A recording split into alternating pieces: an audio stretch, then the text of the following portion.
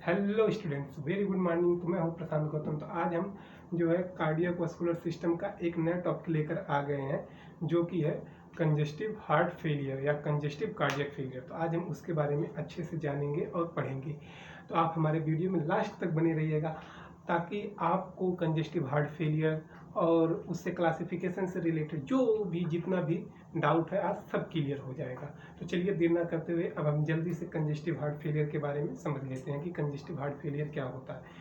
ऐसा समझिए कि हम और आप एक नॉर्मल पर्सन है। तो हमारा और आपका जो हार्ट होता है वो जो है ब्लड को पंप करता है, और वो ब्लड पंप होकर जो है सभी टिश्यू सिस्टम तक पहुंचते हैं, मतलब सभी ऑर्गन सिस्टम तक पहुंचते हैं। ये एक नॉर्मल कंडीशन हो जाती है।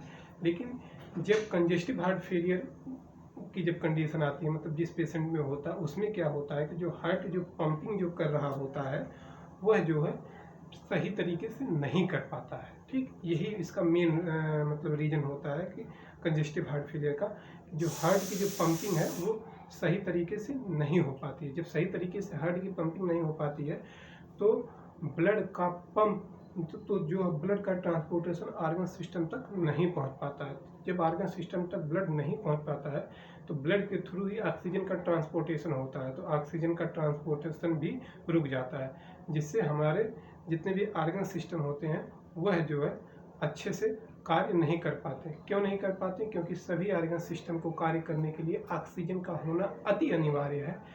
तो जो है ब्लड ऑक्सीजन का होना अति अनिवार्य है।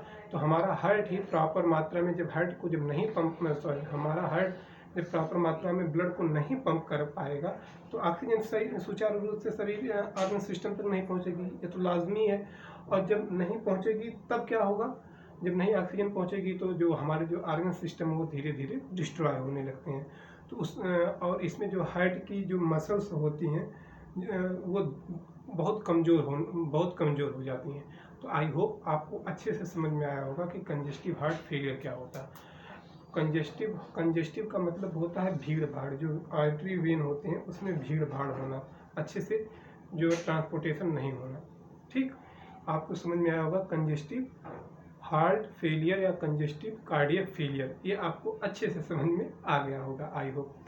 अब हम जानते हैं कि इसको अब हम चलिए, अब आपको कंजेस्टिव हार्ट फेलियर समझ में आया। अब इससे कई गुना इम्पॉर्टेंट होता है कि उस कंजेस्टिव हार्ट फेलियर जिस पेशेंट को हो रहे होते हैं वो क्या कहते हैं, हॉस्पिटल में कार्डियोलॉजिस्ट के पास जाते हैं, मतलब कार्डियोलॉजिस्ट जो डॉक्टर होते हैं वहाँ अपना ट्रीटमेंट करवाते हैं। तो मतलब कंजेस्टिव हार्ट फेलियर को ट्रीट करने के लिए कौन कौन सी मेडिसिन है, आज हम उसके बारे में अच्छे से पढ़ेंगे और समझेंगे। तो चलिए देर ना करते हुए अब हम जल्दी से क्लासिफिकेशन इसका समझ लेते हैं, किसका? कंजेस्टिव हार्ट फेलियर का।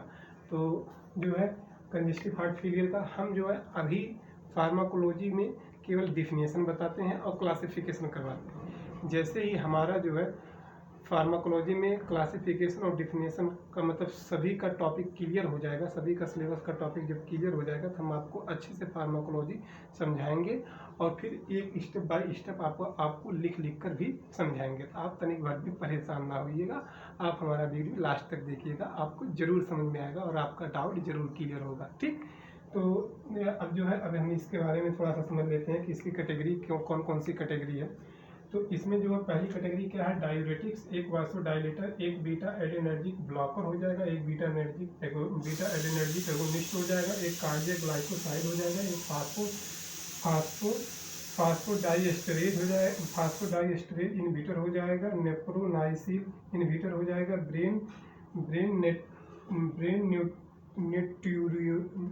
ब्रेन नाइट्रीयूरेटिक पेप्टाइड हो जाएगा। ठीक, ब्रेन नाइट्रीयूरेटिक पेप्टाइड।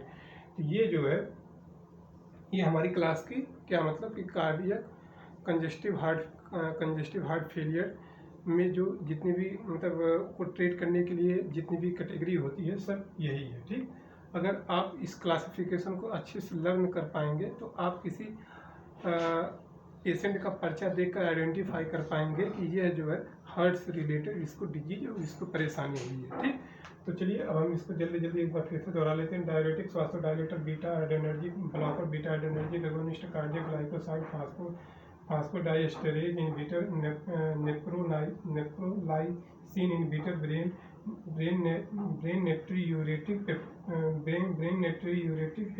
पेप्टाइडेज। ठीक, ये हो गया। अब हम इसमें जो है कितनी कितनी ड्रग रखी गई हैं, अब हम उसके बारे में चर्चा कर लेते हैं। तो डायरेटिक्स में आपको भी लर्न हो गया होगा, कई बार ये आ गई है। तो डायरेटिक्स में हो जाएगा फ्यूरोसेमाइड, ब्यूमेटेनाइड और स्पाइरोनोलैक्टोन। ठीक, फ्यूरोसेमाइड, ब्यूमेटेनाइड और स्पाइरोनोलैक्टोन, फ्यूरोसेमाइड, ब्यूमेटेनाइड, स्पाइरोनोलैक्टोन। आप हमारे साथ साथ आप भी इन ड्रग का नाम दोहराते रहिए ताकि आपको जल्दी लर्न हो, क्योंकि ये जल्दी अच्छे से लर्न नहीं हो पाता आदमी, यानी कि स्टूडेंट बहुत जल्दी भूलते हैं। ठीक, तो आप हमारे साथ साथ दोहराइए इसको कि फ्यूरोसेमाइड, ब्यूमेटेनाइड और स्पाइरोनोलैक्टोन। ठीक, अब वासोडाइलेटर में हो जाएगा क्या, हाइड्रलाजीन। क्या हो जाएगा, वासोडाइलेशन में क्या हो जाएगा, हाइड्रलाजीन, जो बहुत ही इंपॉर्टेंट जो ड्रग है, हम उसी के बारे में हम आपसे चर्चा कर रहे हैं। नहीं तो इसमें बहुत सारी ड्रग होती हैं, बहुत सारे ब्रांड नेम होते हैं। ठीक, तो वो जो है, अब हम सबका अगर नाम बताते चलेंगे तो आपको भी समझने में असुविधा होगी और हमको समझाने में भी असुविधा होगी। तो इसलिए जो है हम जल्दी मतलब हम जो पॉपुलर, जो मोस्ट पॉपुलर जो ड्रग यूज होती हैं, केवल हम उसी के बारे में समझते हैं। ये जो है क्या हो जाएगा, हाइड्रेलाजीन। और बीटा एडेनर्जिक ब्लॉकर में, ब्लॉकर एगोनिस्ट, ये सब आपको हम अच्छे से समझाएंगे जब फार्माकोलॉजी पूरी पढ़ाएंगे तब। तो बीटा एडेनर्जिक ब्लॉकर में कौन कौन सी ड्रग आ जाएगी, एक हो जाएगा मेटोप्रोलोल, एक हो जाएगा बिसोप्रोलोल। कौन सी, मेटोप्रोलोल और bisoprolol, metoprolol bisoprolol, metoprolol bisoprolol, metoprolol bisoprolol. आप भी हमारे साथ याद करिएगा, बीटा एडेनर्जिक ब्लॉकर में मेटोप्रोलोल और बिसोप्रोलोल हो जाएगा। बीटा एडेनर्जिक एगोनिस्ट में क्या हो जाएगा, डोपामिन और डोबुटामिन, डोपामिन और डोबुटामिन। बीटा एडेनर्जिक एगोनिस्ट में क्या हो जाएगा, डोपामिन और डोबुटामिन। कार्डियक ग्लाइकोसाइड में एक हो जाएगा ये डिजिटेलिस, ये जो है मतलब इसको प्लांट से एक्सट्रैक्ट किया जाता है, तो डिजिटेलिस नामक प्लांट से। तो इसका क्या नाम है, कार्डियक ग्लाइकोसाइड जो है, ये कार्डियक ग्लाइकोसाइड में क्या होता है, डिजिटेलिस। और फास्फोडाइएस्टरेज इनहिबिटर में जो है क्या हो जाएगा, क्या हो जाएगा, एमिरिनोन। क्या हो जाएगा, फास्फोडाइएस्टरेज इनहिबिटर में एमिरिनोन और मिलरिनोन,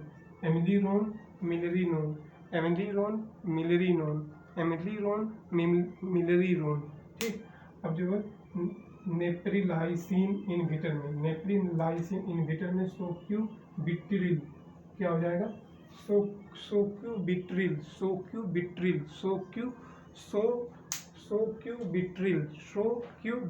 ठीक, और एक हो जाएगा ब्रेन नेट्रीयूरेटिक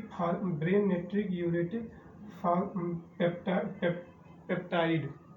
क्या, ब्रेन नेट्रीयूरेटिक पेप्टाइड, उसमें क्या हो जाएगा, नेसिटिटाइड।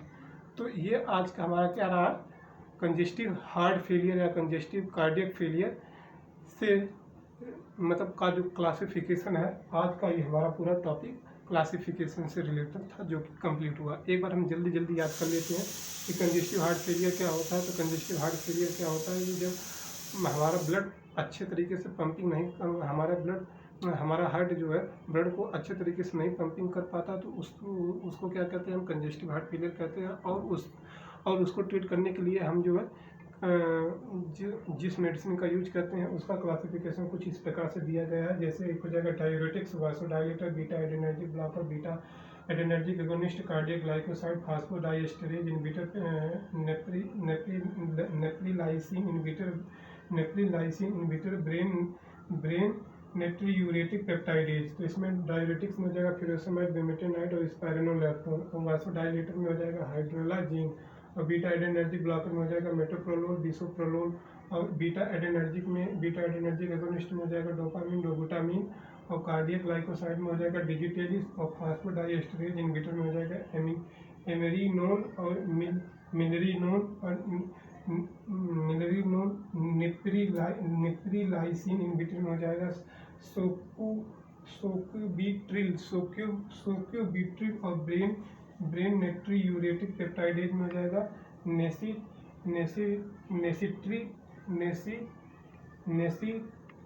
नेसिरीटाइड।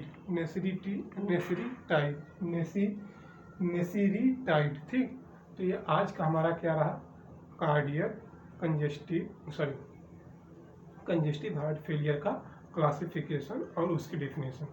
यार आज जो हमारा जो अब वीडियो था उसमें अगर आप कुछ भी सीखने को अगर आपको मिल रहा है, कुछ नया सीख रहे हैं, अगर आप जान रहे हैं कि ये जो बंदा जो मेहनत जो कर रहा है ये सही एक पॉजिटिव वे में कर रहा है, तो यार हमारे चैनल को जो है सब्सक्राइब करिए, वीडियो को लाइक करिए और कमेंट करना आप मत भूलिएगा। अगर आप ये थोड़ा सा करते हैं तो एक हमको जो है इंटरनल सपोर्ट मिलता है और हम वीडियो में और बेहतर करने का प्रयत्न करेंगे। ठीक, अगर कोई रिस्पांस नहीं मिलता तो ऐसा लगता है कि जैसे मेहनत हमारी जो है कोई रंग नहीं ला रही है। तो यार प्लीज़ अगर आप इस वीडियो को देख रहे हैं तो लाइक शेयर और कमेंट करना मत भूलिएगा। सो आज के लिए बस इतना ही। Thank you, all the best.